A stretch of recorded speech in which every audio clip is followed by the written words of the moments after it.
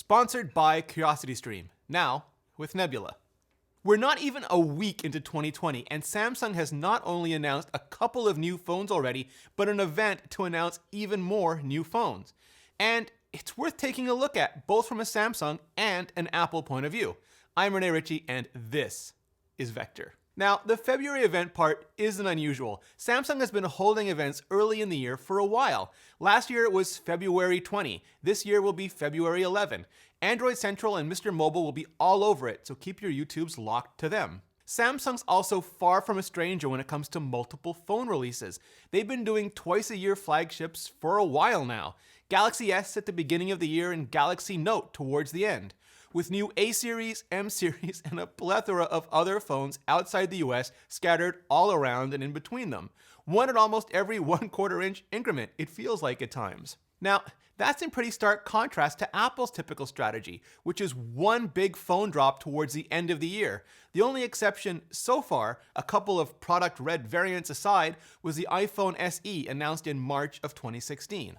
Last year, Samsung dropped the Galaxy S10, Galaxy S10 Plus, a mid-range variant named the Galaxy S10e, and a higher-end 5G variant, before 5G was even cool, and the tease for the Galaxy Fold, all in February. Then, come August, the Galaxy Note 10, Galaxy Note 10 Plus, and a higher-end 5G version as well. As usual, there were variants built off of Samsung's own Exynos chipset, sold internationally, and versions built off Qualcomm Snapdragon, sold in the US.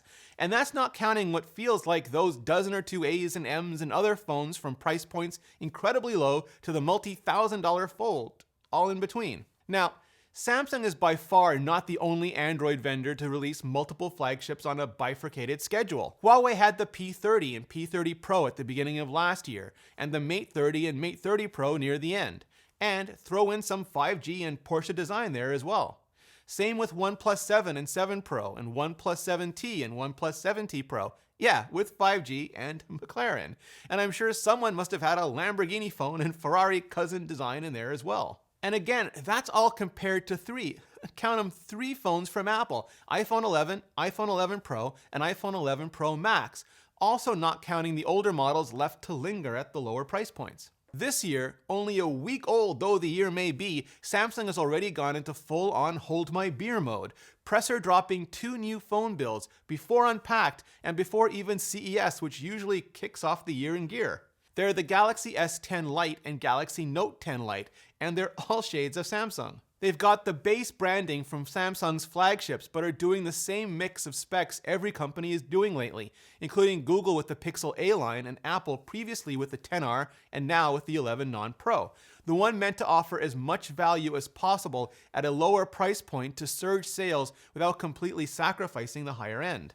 Samsung did the same thing last year with the Galaxy S10e, but that was one phone in most markets, and these are 2 phones with much bigger screens and probably a very different mix of markets. Also, a very different mix of features. One has an S Pen, obviously by the Note branding, but the Note 10 Lite has a headphone jack where the Note 10 Non-Lite did not, and it looks like the S10 Lite does not have a headphone jack where the S10 Non-Lite did.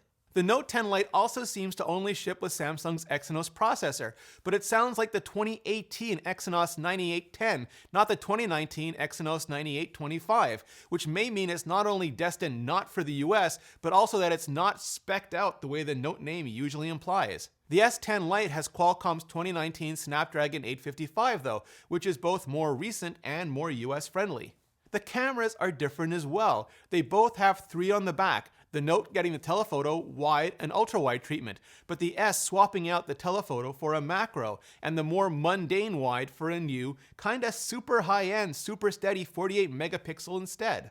And for no particular reason that I can tell, they're all penned up in a very Pixel 4 looking camera bump, which is also weird because Samsung's gone out of their way not to follow trends like notches before, and these new style camera bumps are far fugglier than what Samsung had been doing before, at least for my taste.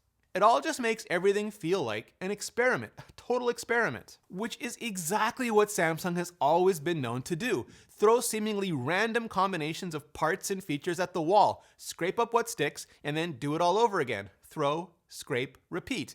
Think of it as a machine learning process by non-machines. Mutations occur. If they're beneficial, they tend to be passed on, and if they're not, they're just ground back up into the feed. It's the complete opposite of Apple's approach, but it lets pretty much everyone else watch along and see what happens, not just in terms of what Samsung Mobile may sell, but in terms of what Samsung parts may have available. It's market research done live. These phones are actually meant for India, China, Latin America, and parts of Europe where the normal S10 and Note 10 products are just too expensive.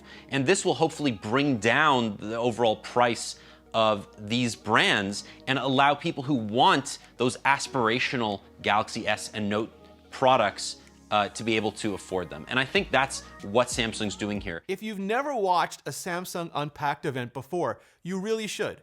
Again, it's so very different from an Apple event. Where Apple presenters rehearse for days, Samsung's been known to send scripts along at the very last minute and presenters to edit their way through them live on stage. Where almost no one outside a handful of major feature publications so much as glimpse Apple products before an event, Samsung, like many Android manufacturers, has tons of media in the weeks before the event and lets all of them go all hands-on for videos and photos and snap them all up well in advance. Where a steady stream of first looks flow out after Apple events and the hands-on area that follows, Samsung tends to embargo all the pre-written and pre-recorded hands-ons for just after the event starts. So, there you are, watching along, when suddenly your notifications light up like techno shows, and you suddenly have to decide if you're going to keep watching Samsung's event or switch over and watch all the YouTube videos that just went live at about exactly the same stuff. It'd be so much better, at least for me, if we could all just focus on the event and then have the embargo lift immediately afterwards so we could just keep watching, like civilized people. This year at Unpacked, rumor has it Samsung may be switching up its numbering convention, going all the way from the S10 to the S20. I joked on Twitter that the 20 was because Samsung would be announcing 20 new phones, which don't tempt them, or that it was because their CEO's every time show killer lecture would go from like 10 or 15 minutes to a full-on 20 minutes, which I shouldn't even joke about. If Tim Cook spent that long saying that little every show, there'd be an open revolt. Keep those things to 2 to 3 minutes tops. Anything longer is just audience abuse. But no, the conventional wisdom is that Samsung is changing up the numbers to line up with the calendar year. In other words, the S20 is what you get in 2020. Which is fine. Any company can and should call any phone by any name that makes the best sense to them and to everyone else at the time, especially customers. There's also rumored to be a Galaxy S20 Ultra, which would be an even bigger version of the Galaxy S20 than the Plus, because Android tablets aren't already afraid enough for their gadget-damned lives. And a new Galaxy Fold, only instead of folding widthwise like last year's Fold, going from tablet to phone, this one would fold height-wise, like the Moto Razr, going from phone to smaller phone. Again, throw, scrape, repeat. Apple may be in a race for most valuable company in the world, but Samsung has what feels like nation-state level funding, with Huawei, OnePlus, Redmi, and so many others coming on so hard, and Samsung lacking the kind of differentiation that iOS or iMessage provides.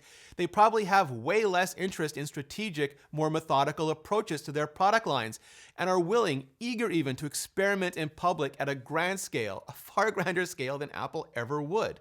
And S20, Fold 2, whatever, what I really can't wait to see is just how great Nebula looks on all those next-generation Samsung OLED displays. Nebula is the new streaming video service created by me and a group of other education-y YouTubers like H Bomber Guy, Patrick Willems, Sarah Z, Second Thought, Low Spec Gamer, Polyphonic, City is Beautiful, and many, many more. We're building it because we want a place for educational creators to try out new content ideas, ones that may not work on YouTube, or for people who simply don't want to watch them on YouTube, including cool new original series like working titles. And because it now comes bundled with CuriosityStream, which costs just $19.99 a year. A year. You also get access to thousands of documentaries and series, like Triumph of the Nerds, which provides an inside look at the history of computers from its rise in the 1970s to the beginning of the dot-com boom, basically everything before the smartphone wars we just talked about. By signing up, you won't just be helping me out, but the entire educational community, as we work together to build a place where we can create the content you really want us to create. Just go to curiositystream.com/vector for unlimited access to the world's top documentaries and nonfiction series, and now Nebula as well. And enter the promo code VECTOR to start your membership completely free for the first 31 days. Thanks, CuriosityStream, and thanks to all of you for supporting the show. Those are my early thoughts on Samsung early in 2020. Now, I'd love to hear from you. So hit like if you do, subscribe, and unpack that bell gizmo so YouTube will actually let you know when new videos go live, and then hit up the comments and let me know, what do you want to see from Samsung in 2020? Thanks for watching. See you next video.